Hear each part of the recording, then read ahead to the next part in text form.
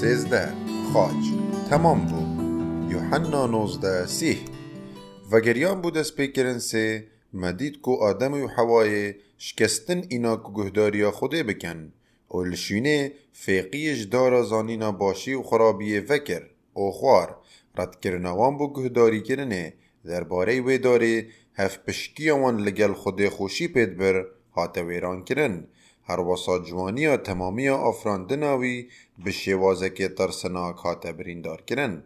ولی نه به شوازه که به امیدانه بو بری آدم و حوا بشین راستیانی درباره نفرت تیب گهن خودی را گهاند کو پلانک هبو دا کو او همی تشتان جنی چیکته و لویدم مدهر راوستاندنکا خویا داد ناوا پرتوکا پیروز دا اف پلانا قلتار کرنه دید لو دیماهی که ام گهشتینه گوپیت کاوه دوباره ام خود بینین کو بری می لداره که نوا کوه دارا دست پیکل باخچه چه تشت سرنج را کش درباره اوه نبون اوج چقین خو ببو او وکو خاچه لحاد بو دا کو بو خاچدانه که بهیته بکار اینان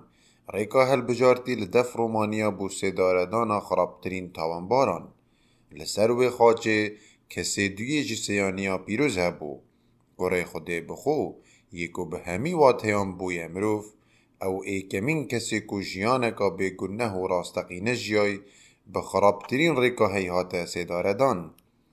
بله چرکندی نبون